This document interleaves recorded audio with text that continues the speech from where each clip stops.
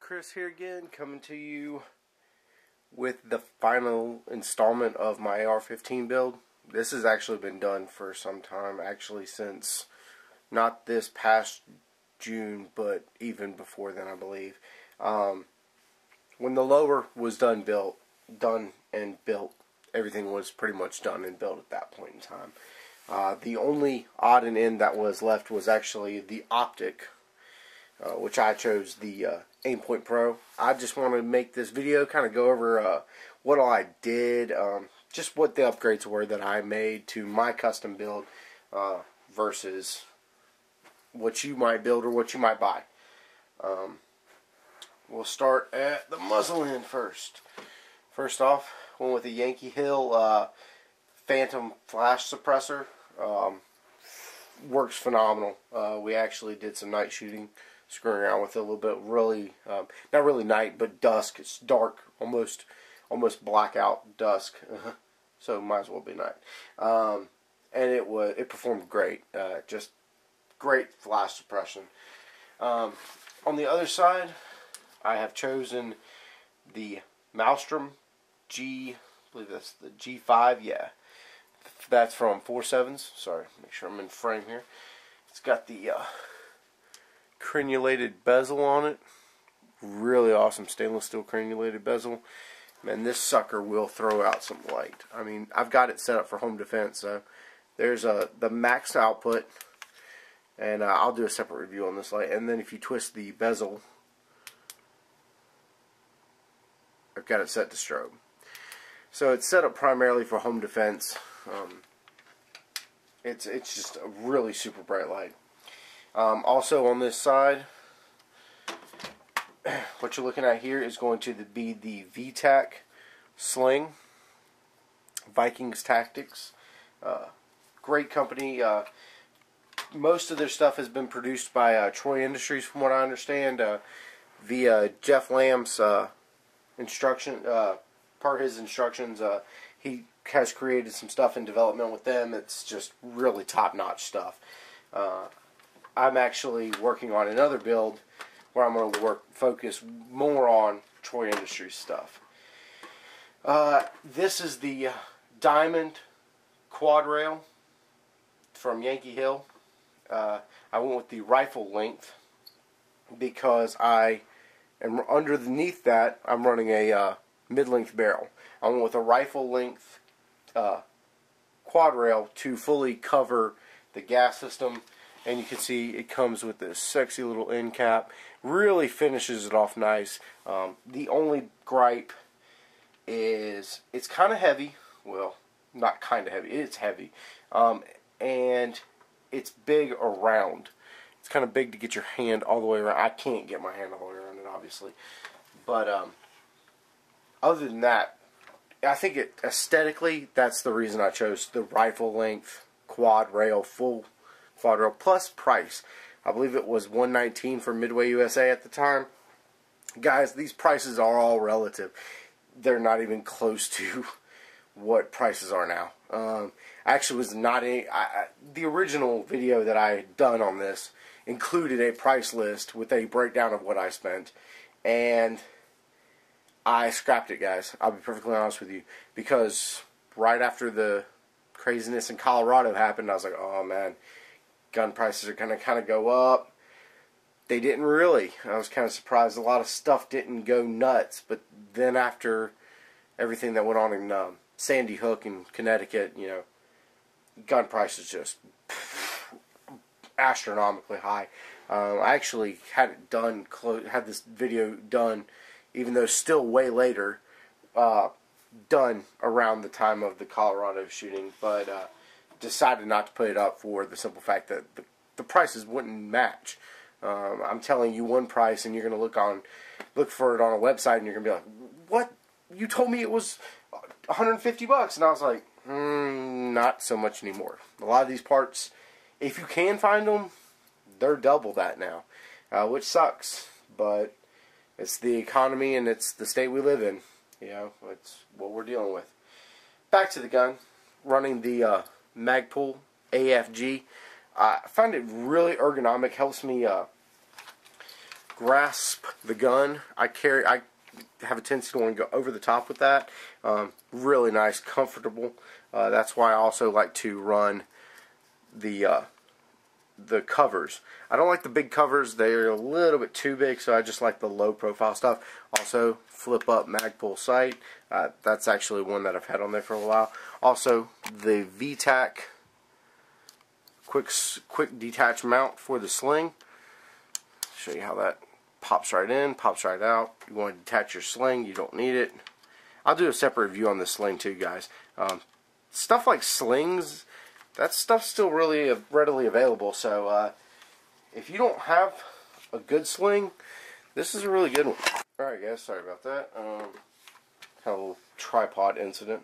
Onto the optic. This is the Aimpoint Pro, which was actually on. Are you kidding me? It was on NV. Oh well. If you can see, you're not going to be able to see, I don't think.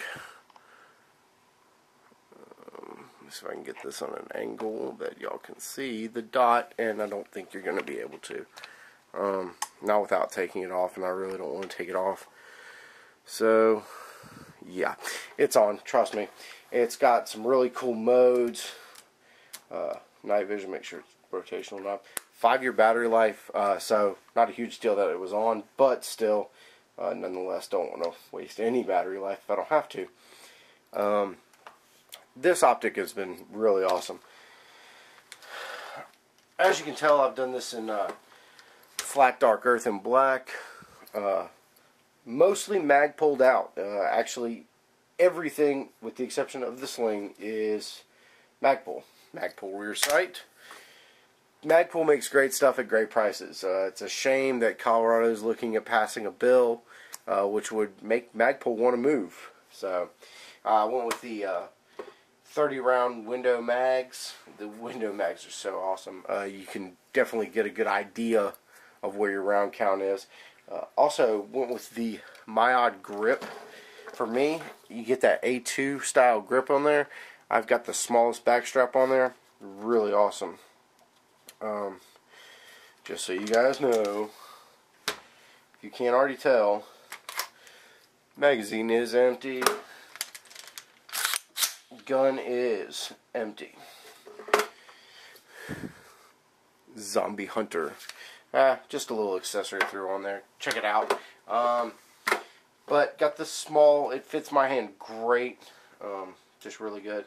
Also went with the Magpul CTR buttstock. I like the fact that I can clamp it down, and it really, I have a Magpul Mo stock, and you know, I actually appreciated spending the extra money to get that wobble, that little bit of wobble. It bugs the shit out of me.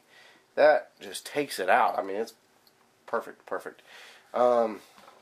We're going to break this rifle open and show you all a few things. I'm actually going to throw up another part a little bit later explaining some more parts, because you know what's odd is a couple months ago I went and ran into some guys who were talking about buying and building AR-15s. And they had no clue, well, what's an upper, what's a lower, what's what? And these guys are talking about getting into guns. And I've got friends that are like that, to be honest with you, and they're close friends who know more about guns than a lot of people. And I just would like to do a little piece to educate some more on what is what, because I think it's kind of necessary that you know what you're talking about. As y'all saw in part 2, we did the 2-stage trigger. The thing is awesome. Great. Great upgrade. We're also running Daniel Defense bolt. MPI tested. I mean, this thing is just a champ. It is awesome. Setup. It's meant to be able to run in a full auto gun. Hence the longer portion on the back of the portion of the bolt carrier group. It's thicker, it's heavier duty, therefore it won't tilt whenever it's sliding back and forth. to be able to handle full auto. This gun cannot shoot full auto.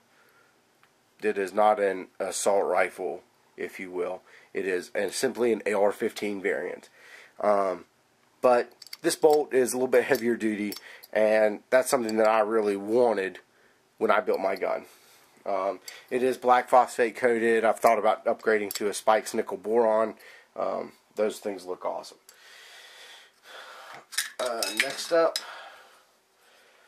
we've got the Voltor BCM Gunfighter. I believe this is the Mod 3 with the fully extended big old latch. I mean, you can hook on one hand, just rack it. It is no problem at all. Really convenient for racking the slide. Put some things back together here.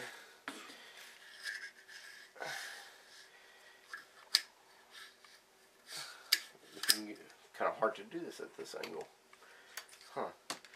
And guys, because of the price of ammo, I'll be honest with you, I haven't been out shooting as much as I'd like to. In fact, I haven't been at all in a while. So I've just kept this sucker oiled up and ready to go. If we can get the thing in there. That's aggravating. Oh, come on.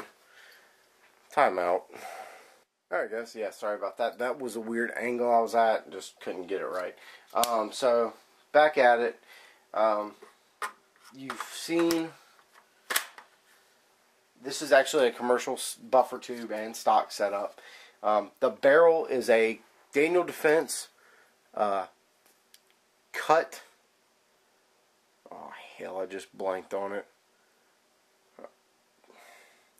Yeah, Daniel Defense cut rifle barrel. Not the Cold Hammer forged that they're more known for now. Something different that they used to do, but at $159 was the price I got this at the time. It was a steal. I mean, it was a Daniel Defense barrel with a mid-length gas system, 1-in-7 twist, which likes the heavier bullets, which is something that I've liked for what this rifle I built for, was coyote hunting. I want a heavier bullet, going a little bit slower, doing a lot of damage when it gets there.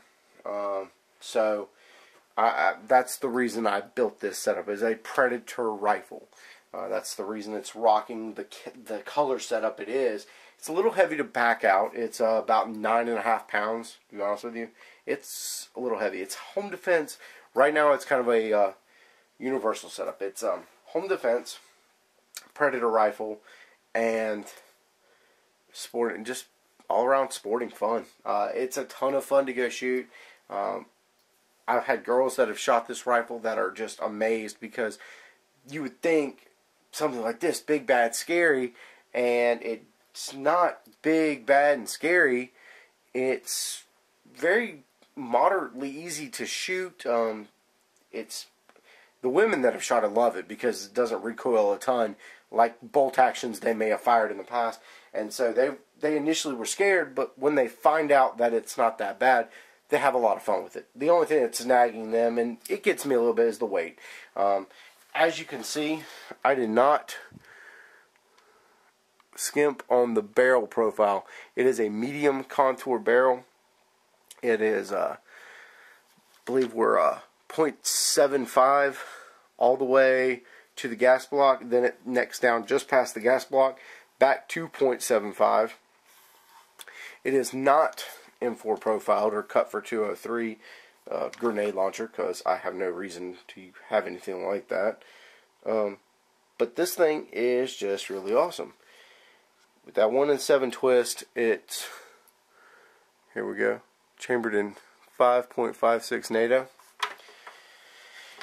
It's a really hard gun to beat. 5.56, obviously I selected because I can shoot 223 as well as 5.56 out of it. Some people don't know that. In fact, we had a whole discussion about it with one of my friends.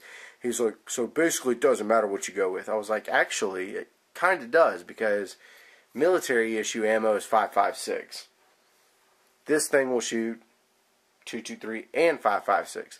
223 is what's mostly commonly commercially available to you, the consumer, to me. Just something that you might want to consider when building or buying a rifle. If you want to shoot really super tight groups, go with a 223.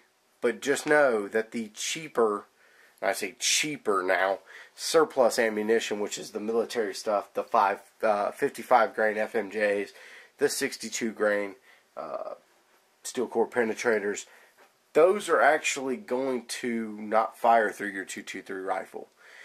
Your 223 will end up getting a little bit more accurate groups. Typically, now this is just the average. I'm not saying every 5.56 rifle is not as accurate as every 223, so don't misquote me there. 223 typically is a little bit more accurate in its overall approach. As you guys know, we did use a Yankee Hill stripped or fully decked out upper, swapped out the dust cover. I like the Ford Assist and the dust cover. It's something that I appreciate on my gun. It shouldn't be necessary at any point in time because I'm not out there in the sandbox fighting a war, and if my gun doesn't go fully in the battery, I'm probably re-racking the slide or re-racking the bolt and going back into a reload drill, or basically a malfunction drill. So, guys, this is where I stand on my AR-15. I think it's fully done. For me, it's what I need. It's what I like. If you guys have any questions, comments, concerns, hit me up.